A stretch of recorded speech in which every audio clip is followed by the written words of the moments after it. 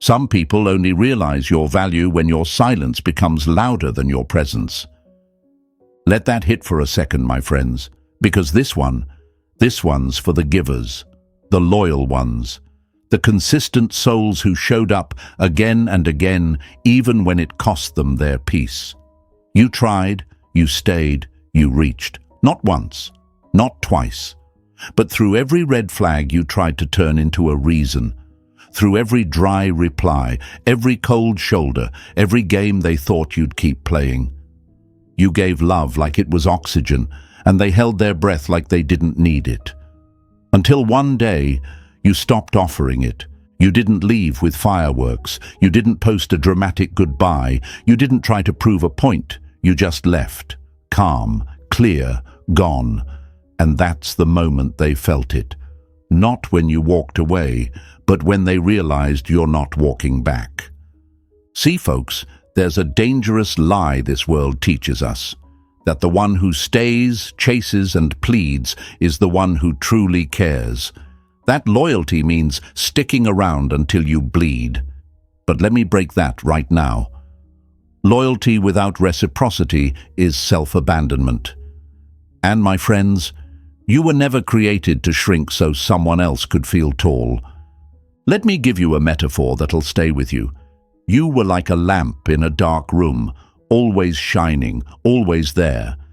And they got so used to the light, they stopped noticing it, never thanked it, never protected it. They thought, it'll always be there. Then one day, the bulb burned out. You took your glow, your warmth, your presence, and placed it somewhere it would actually be appreciated. And now, that room is cold, it's quiet, it's empty. And they miss the light, but they forgot how to treat it when they had it. You ever notice how people act like nothing happened, but their eyes say everything? That fake smile, the random check-in text, the accidental like on your story. That's regret in disguise. That's their guilt wearing a costume. And here's the twist, they won't admit it. They won't say they miss you, because their ego is louder than their heart. But don't be fooled. Regret is loud in silence. As Marcus Aurelius said, waste no more time arguing what a good man should be one. And in your case, stop arguing what love should feel like. Live it. You've already proven your heart. You've already given your all, and now you rise, you glow, you disappear into peace so powerful it echoes where your name used to live. And let's keep it real. This isn't about revenge. This isn't about making them regret. That's just a side effect of leveling up. The goal here isn't to be missed. It's to be free. You were never the problem. You were the lesson. And some people don't learn until the teacher's gone. So laugh again. Heal out loud. Fall in love with your own life so deeply that no ghost from the past can haunt it. Build something so beautiful that even the ones who hurt you pause and whisper, "Damn, I had that." Say it with me right now. Too late for them. Write it in the comments. Say it loud. Say it proud. Smash that like button if this hit you right in the chest. Subscribe for more like this, and stay with me, because we're just getting started. Number 1, you weren't rejected, you were revealed. It is not death that a man should fear, but never beginning to live. Marcus Aurelius. My friends, that quote right there isn't just about life. It's about love too. It's about all the things we let die while we're still breathing, all the chances we miss while we're still hoping, and all the people who think they're rejecting you, when really they're just running from themselves. You weren't rejected, you were revealed. They didn't look at you and say, "You're not enough." No. What really happened? They looked at something too real, too deep, too raw, and flinched. Because the truth is, most people don't reject you. They reject the mirror you hold up, and that mirror, it showed them everything they weren't ready to deal with. Imagine this. You're a rare painting, one of one, timeless, layered with depth. But instead of hanging you in the center of the room, where light hits you just right, where your colors can breathe, they stuffed you in a basement, dust collecting, light fading. And every time someone walked past, they shrugged and said, "It's nice, I guess." They never looked. They never saw. Then one day someone came along, someone with vision, and took that painting, cleaned it, framed it, showcased it, and suddenly, that same person who tossed you aside is crying at the gallery door, saying, "I didn't know it was that beautiful." But now, it's too late, because it's not in the basement anymore. It's not within reach. It's not for sale. And I know what you're thinking. I know the fear. It creeps in, whispering questions like, "Why wasn't I enough? What if I just tried harder? Was it something I lacked? What if they don't come back?" That fear isn't weakness. That's just your heart doing what it does, searching for reason in the middle of chaos. But let's break that lie right now. You weren't too much. They were too small. And you can't shrink your soul just to fit someone's limited vision. Here's the kicker. Our minds are wired to obsess over what went unfulfilled. The brain replays missed chances louder than the ones taken. And when you're the missed chance, you become the echo in their silence. The one that doesn't fade. The one they try to replace over and over with distractions, rebounds, and temporary people who never measure up. But you were the real deal. And real doesn't just walk in every day. But I get it. It's hard to believe that when you're sitting alone, staring at your phone, waiting for a message that never comes. It's hard to feel like a masterpiece when you've been treated like a sketch. It's hard to feel chosen when you've only felt optional. That's where the pain lives, in the gap between who you know you are and how they made you feel. Let me drop another truth. People only see what they're ready to see. You could offer love wrapped in gold, in loyalty, in patience, and if their eyes are closed, they'll still fumble it. It's not your packaging, it's their blindness. But here's where the power flips. The rejection you thought was about your worth. It was never about you. It was about them, their fear of intimacy, their emotional immaturity, their inability to recognize value when it doesn't come with drama or chase or broken pieces. You were consistent, you were steady, you were available. And because you weren't chaos, they thought you were boring. But now that you're gone, their world is chaos. And suddenly, your peace, it looks like paradise. You see, folks, rejection isn't a closed door, it's a spotlight. It shows you who's not ready, who's not aligned, who's not worthy of the version of you that shows up whole. And if you're lucky, it shows you early, before you waste more time trying to convince someone to see you while they're too busy looking elsewhere. Let them go. Let them regret. Let them scroll through old photos, wondering how they fumbled someone who gave them everything. Because here's the truth they won't tell you out loud. They do think about you. In the quiet, in the late-night scrolls, in the good morning texts that don't hit the same, in the moments they laugh but look around for you to share it with, and realize you're no longer there. And now they don't miss just you. They miss who they were with you. That peace, that joy, that safety. But it's too late. Not because you hate them, not because you're bitter, but because you finally started living. So rise, fully. Stop waiting for them to see your worth and start showing yourself. Because when you realize you were never the problem, you stop begging to be the solution. They didn't reject you. They revealed themselves. And now, you know. Say this with me. I was the masterpiece. Write it in the comments. Say it loud. Say it proud. Show yourself. Show the world. Smash that like button if this spoke truth to your soul. Hit that subscribe if you're done letting people define your value by their blindness. And stay with me, because next we're about to talk about what happens when they thought you'd wait forever, but you were already building a life without them. Number 2, they cheated, ghosted, ignored, and thought you'd wait. Don't mistake my silence for absence. I just got tired of repeating myself to someone who stopped listening. My friends, let's talk about what really happened. They cheated, they ghosted, they ignored your messages, your effort, your presence, and somehow still believed you'd always be there. They thought you'd wait for their confusion to clear, wait for their ego to grow up, wait for them to come back when it was convenient. That's the lie they told themselves. And you believed in something real, so you stayed. For a while. But let's break it down right now. Familiarity breeds delusion.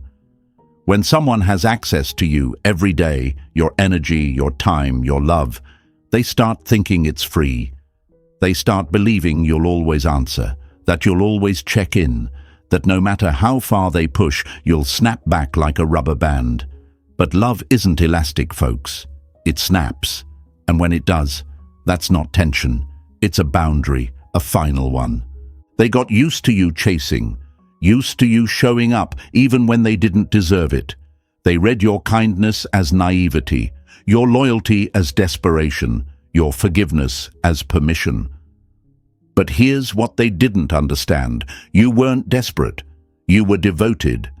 And devotion, when disrespected enough times, turns into detachment, quietly, permanently.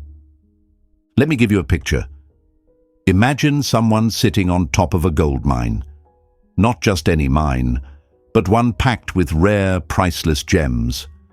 But instead of digging deeper, instead of protecting what they found, they wandered off to look for shiny pebbles on the surface. Cheap thrills, easy attention, temporary highs. Then one day, they come back to the mine, thinking it's still open. But the ground's been sealed, the gates are locked, and now they're stuck outside, realizing they traded treasure for trash. That's you. You were the gold mine. You were the real thing. And they treated you like you were common until they couldn't access you anymore. And now the silence is louder than anything you ever said. Now your absence has weight. Now they're scrolling through old texts, trying to find the version of you that would have forgiven this mess one more time. But that version is gone, grown, healed, unavailable. And yeah, you'll start to notice it. The random "hey" message, the old selfie they suddenly like, the little emoji reactions. They think they're subtle. They think you don't see through it. But we see it for what it is: panic. Panic disguised as curiosity. Regret disguised as just checking in. And here's the wild part. They still don't apologize. They still don't take real accountability because their pride is louder than their pain. But their silence, it's cracking, slowly. And it's filled with your name. You want to know why this hurts them more now? Because they thought you were safe. Safe to mistreat, safe to disrespect, safe to return to. But you weren't a motel, you were a home. And once you took the key back, they realized nothing else feels like you.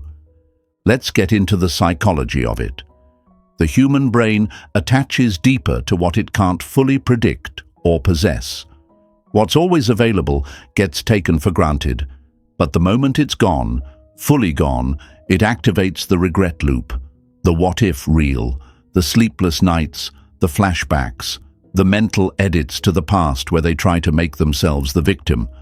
But truth doesn't need edits. It stands as is. They thought you were soft forever, but you were just patient. And now that the patience ran out, they're learning the cost of losing someone who gave them everything. And look, I know it hurts. I know part of you still wonders if maybe you should respond. Maybe give them closure, one last explanation. But let me remind you, they made their choice. Every ignored message, every broken promise, every time they chose a temporary thrill over your steady presence. That was the closure. You were just too loving to see it in the moment. But now you're done, and not bitter, just better. So keep shining, keep growing, keep building the life they were too blind to be part of. Let your silence be your power, let your peace be the punishment. And if they ever do come back, remember, you're not that same person. You're not waiting anymore. You're walking. Say this with me. I sealed the mine. Write it in the comments right now. Say it loud. Say it proud. Show yourself. Show the world. Press that like button if you feel the shift inside you. Hit that subscribe, because next, we're diving into the truth behind their fake smiles and forced happiness, and why they're not okay, even if they pretend they are. Stay with me. We're just getting started. Number 3, they're not okay. They just look it. The loudest smiles often hide the quietest cries. Let that sink in, my friends, because some people, when they lose you, don't fall apart in public. They perform. They dress the wound with designer clothes, captioned quotes, vacation selfies, and forced laughter in loud places. But what they don't tell you, what they'll never post, is how quiet the nights get. How heavy silence feels when there's no one left to distract them from the truth. They're not okay. They just look like they are. See, folks, regret has a strange way of showing up. It's not always in tearful apologies or long confession texts. No, most of the time it hides behind highlights, behind "I'm doing great," behind new beginnings and gym selfies. But beneath the glow-up is a breakdown. Beneath the confidence is confusion. They're not healing, they're hiding. Imagine someone falling into deep water. Instead of calling for help, they throw on a mask and wave to the crowd on the shore like it's all good. That's them, drowning in silence, but performing joy like it's a show. And the applause they chase, it's empty, because they know the only one who really saw them was you. They post stories, but your name is still in their mind. They go on dates, but none of those people know their triggers, their fears, their soft spots like you did. They laugh louder, but that laugh dies fast when the crowd leaves. And when it's quiet, that's when the mask cracks. That's when your absence doesn't feel like peace. It feels like loss. Let's talk real psychology for a second. When you suppress emotion, when you avoid grief, guilt, or deep regret, it doesn't vanish. It goes underground. It seeps into the nervous system. That's why they're restless. That's why they snap easily. That's why no matter how many distractions they stack, they still feel off. Because their body remembers what their ego tries to forget. You. Insomnia, agitation, constant scrolling, overworking, partying too much. These aren't signs of healing. These are signs of someone trying not to feel. And the reason they can't fully move on, because you weren't just a chapter, they were writing the story with you in mind. They just didn't realize you were the plot until they lost the book. And listen, I know how this feels on your side. You're watching from a distance. You see the posts, the filtered happiness, the glowing without me energy, and part of you wonders, did I even matter? How can they move on so fast? Were they ever really hurt? Let me answer that for you. Yes, you mattered. More than they let on, more than they'll admit. But they're not showing pain because pain would mean accountability. Pain would mean facing what they threw away. And not everyone is brave enough to look in that mirror. Because you weren't just love, you were truth. And truth stings when you're not ready to own it. You want to know when they miss you most. When the party's over. when the music fades, when no one's asking them for selfies or shots, when they lay in bed at 2 a.m. and the only voice left in their head is yours. Not the voice that begged, not the voice that broke, but the voice that brought them peace. The one that asked them how they really felt, the one that remembered their little quirks, the one that stayed until you couldn't anymore. And that, my friends, is when they spiral.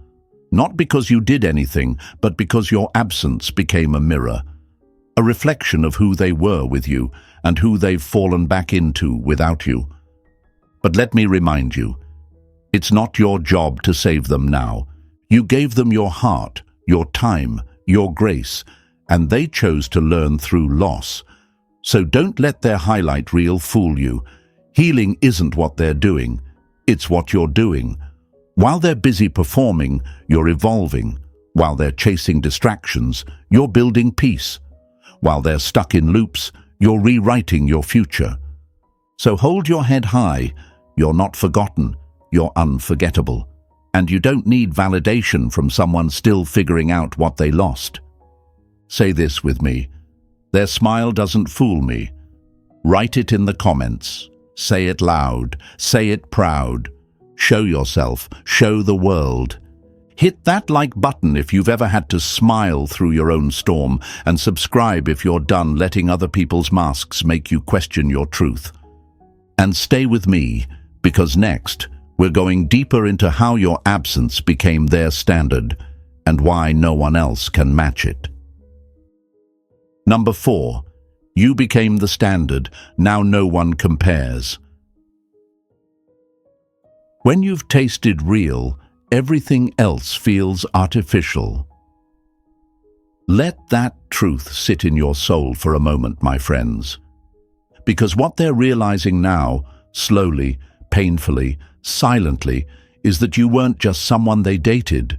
You were the blueprint, the measuring stick, the benchmark they didn't appreciate until they tried to replicate it and failed again and again. They're not just missing you, they're comparing everyone else to you. You became the standard. See, people say they want something new, a fresh start, a clean slate. But here's the truth no one talks about. They don't crave new. They crave familiar with depth. They want comfort wrapped in excitement, safety dressed as spark. And that, my friends, is rare. That was you. You gave them peace and passion, laughter and grounding, patience and presence. You were the one who remembered their coffee order, the one who noticed the shift in their voice before they even knew they were upset, the one who knew when to hype them up and when to hold them in silence. You were their home, but they didn't know what they had. Now they're out there. Dating apps, rebounds. Let's just see where it goes. Situationships. Tasting fast food relationships when they once had a slow-cooked soul meal. Microwave connections with no nutritional value, and no matter how good it looks on the surface, nothing hits like you did. Because surface gets old fast. But depth haunts. Here's the psychological angle. Dopamine is a quick fix. It spikes when there's novelty, thrill, attention, but it fades just as quickly. And what remains? Emotional safety, emotional intelligence, understanding. That's what sticks. That's what creates bonding. And you didn't give them sugar highs. You gave them soul steadiness. So now, every smile gets compared to yours. Every text gets held up to the way you used to check in. Every laugh feels a little more hollow because you're not the one it's shared with. And they won't say it out loud because that would mean admitting they fumbled. But they know. Deep down, in places they don't let people see, they know. It's not that others are bad. It's that they're not you. Let me drop a metaphor on you. Imagine they used to dine at a 5-star restaurant every night. Ambience, flavor, attention to detail. But one day, they got bored, thought they'd try a food truck. And now they're eating greasy fries in a parking lot, pretending it's the same. It's not. And every bite reminds them what they gave up. And here's where it gets good. You're not even competing. You're not trying to outshine their new thing. You're just living, glowing, growing. And that makes the comparison even worse, because they see you moving on, leveling up, becoming harder to reach and impossible to replace. They thought you'd be easy to forget, that you'd fade quietly while they explored better options. But what they found was noise, not depth, distraction, not connection, because you weren't an option. You were the standard, the bar they can't raise themselves to anymore. And the worst part, they know they had you, that they were chosen, that they were loved fully, and they threw it away thinking they could find the same magic in another person with less effort. But your kind of energy doesn't show up twice. Your kind of love doesn't get duplicated. Your kind of loyalty doesn't beg to be seen. It disappears and leaves a shadow they can't unsee. So keep rising, keep healing. Let them search, let them try. Let them convince themselves that the next person will feel the same until they hit the wall where your energy used to live. Until they scroll through messages and realize, this isn't it. Because while they're chasing quantity, you're becoming quality that no one else can match. Say it with me. I am the standard. Write it in the comments right now. Say it loud. Say it proud. Show yourself. Show the world. Smash that like button if you've ever been the one they tried to replace, and hit that subscribe. Because next, we're diving into why you don't need to chase closure. Because you became it. Stay with me. The truth only gets deeper from here. Number 5. You're not chasing closure. You are the closure. You don't owe an explanation to someone who made you question your worth in the first place. My friends, let's set the record straight. You don't need closure from someone who slammed the door, walked away, and expected you to keep standing there waiting for answers. You don't need their words, their apologies, their sudden moments of guilt where they remember you existed. You don't need one more conversation. You are the closure. Let that hit. Because when someone mishandles you, ghosts you, cheats on you, pushes you away while you were trying to love them, you don't owe them a summary of your healing. You don't have to explain why you stopped showing up, why your name stopped appearing in their notifications, why you didn't respond to that, "Hey, just checking in" message. That silence. That was the answer. That was the storm they didn't expect and couldn't prepare for. See, the world teaches us this lie. That closure is this beautifully wrapped conversation, a handshake, maybe even a final hug. That's nonsense. Closure isn't mutual. Closure isn't owed. And most of all, closure doesn't come from them. It comes from you. From realizing that the same person who hurt you can't also be the one who heals you. You want psychology? Let's go there. The human brain is wired to resolve open loops. It craves conclusions, endings, reasons. That's why ghosting hits hard. That's why silence feels sharp. Because when there's no explanation, the mind starts filling in the blanks.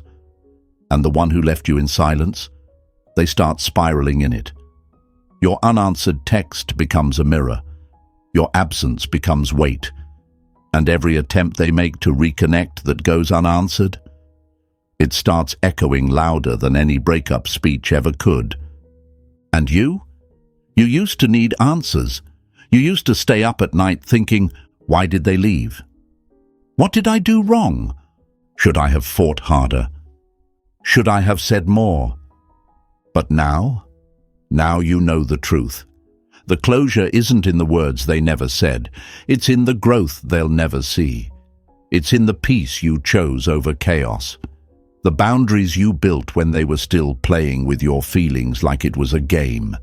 It's in the glow-up, the silence, the not checking their page, the not caring about their new person. That's the kind of closure that hits harder than any conversation ever could. Let me give you a metaphor. You didn't write a final chapter.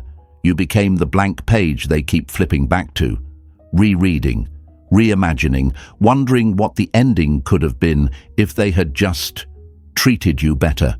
And that's the ache they carry, not because you yelled, not because you slammed doors, but because you disappeared with dignity. You left with your head held high, no begging, no explaining, just peace. You ever hear that line, "No response is a response"?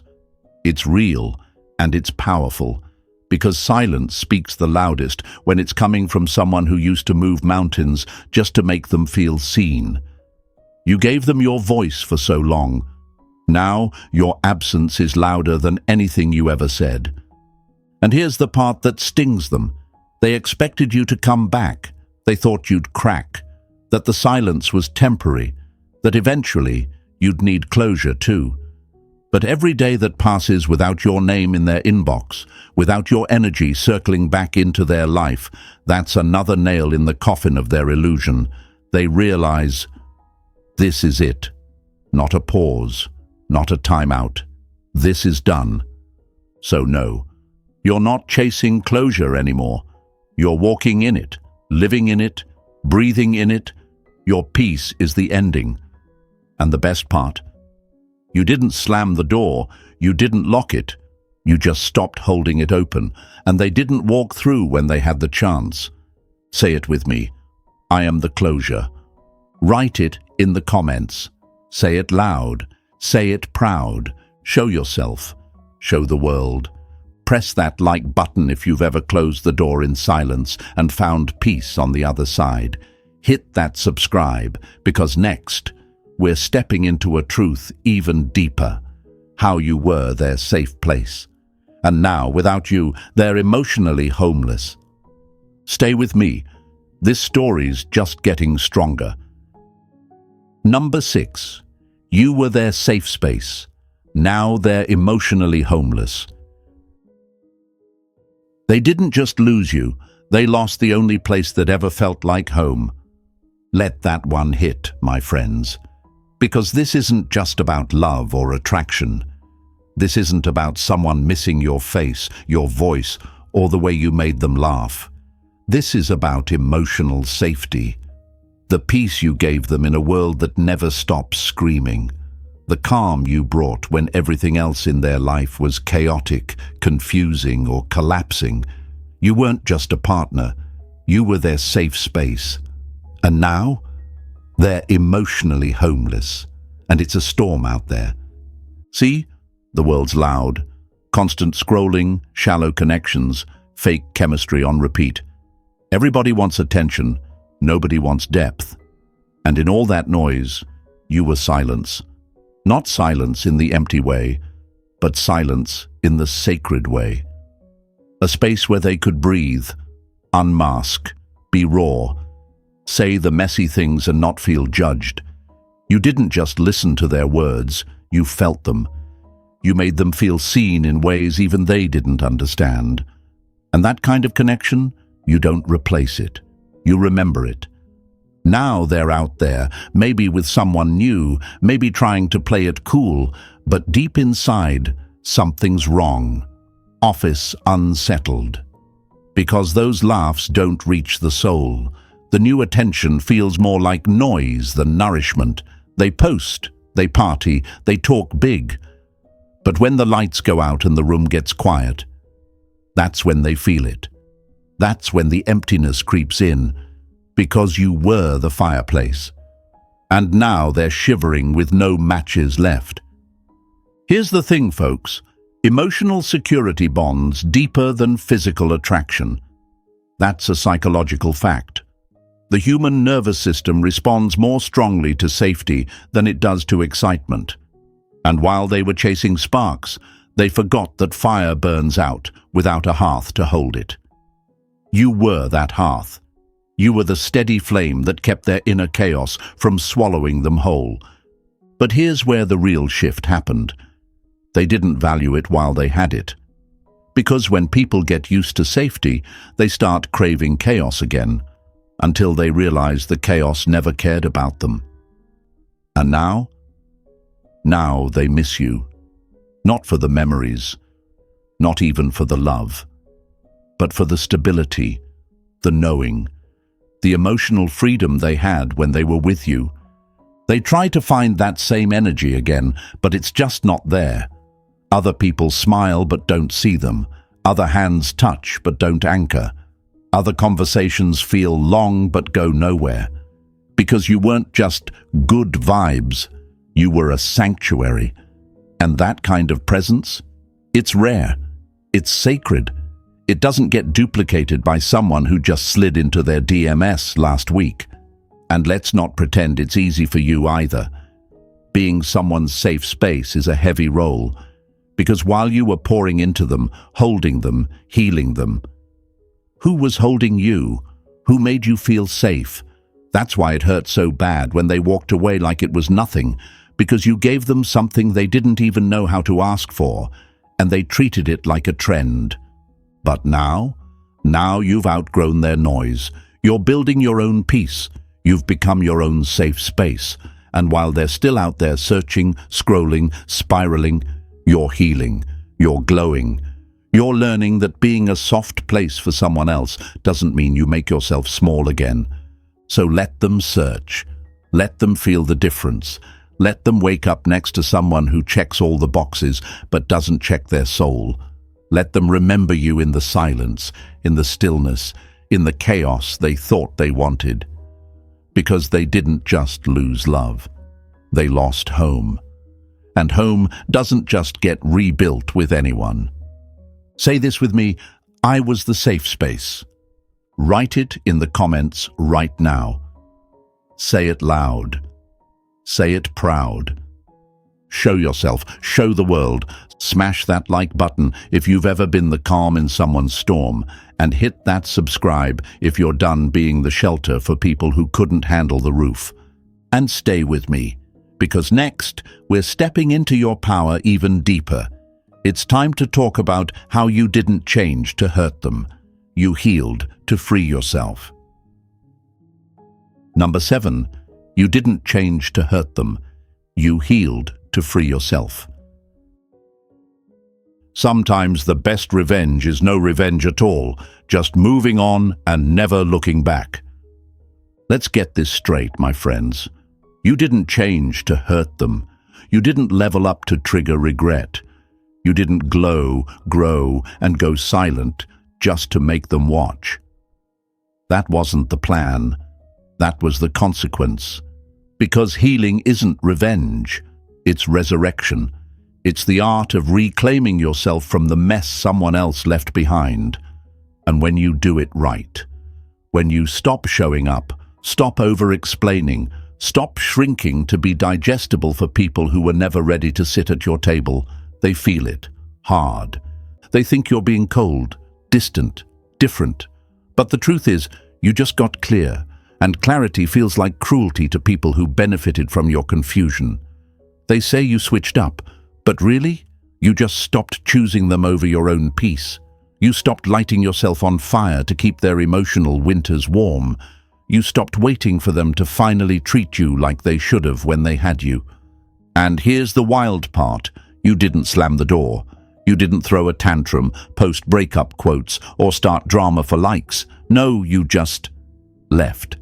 Gracefully, quietly, intentionally. And that's what hit them the hardest. You didn't disappear in anger.